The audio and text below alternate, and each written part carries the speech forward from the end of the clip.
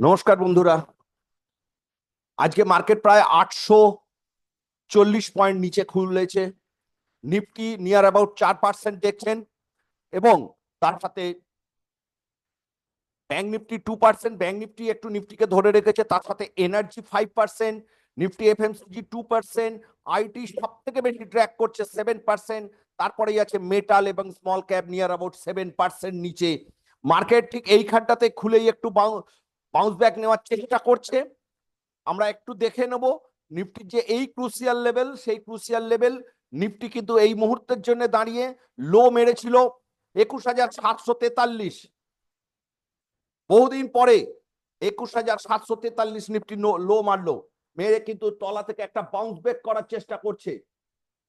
Nifty যদি 5%-এর ওপরে সকালবেলা খুলেই বন্ধ হতো, খুলতো, তাহলে কিন্তু নিফটি আজকের দিনের জন্য কয়েক ঘন্টার জন্য হল্ট হয়ে যেত। কিন্তু নিফটি প্রি ওপেনিং এ প্রায় 5%-এর ওপরে ছিল, কিন্তু এখন নিফটি প্রায় মাত্র 3.68%, অটো 4%, 4.5%, এনার্জি প্রায় 5%, কিন্তু আইটি এবং মেটাল ইজ কন্টিনিউ ড্র্যাগিং করছে। এবং তার সাথে আপনারা দেখতে পারবেন ক্রুড অয়েল 2.5%-এর ওপরে পড়ে রয়েছে, এবং গোল্ডও অনেক বেশি পড়ে রয়েছে, গোল্ড ইটিএফ। আমরা একভাবে দেখে নেব যারা নিফটির সাথে রয়েছে তাদের অবস্থা কি।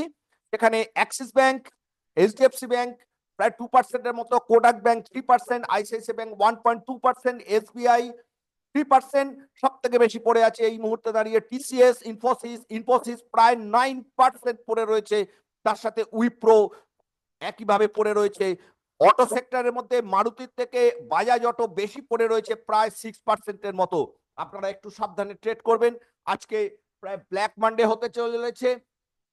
যদি নিফটি আর কিছুক্ষণের মধ্যেই 5%-এর ওপরে নিফটি যদি ট্র্যাক করে, তাহলে আজকের দিনে কয়েক ঘন্টার জন্য নিফটির ট্রেডিং বন্ধ হয়ে যাবে। ধন্যবাদ।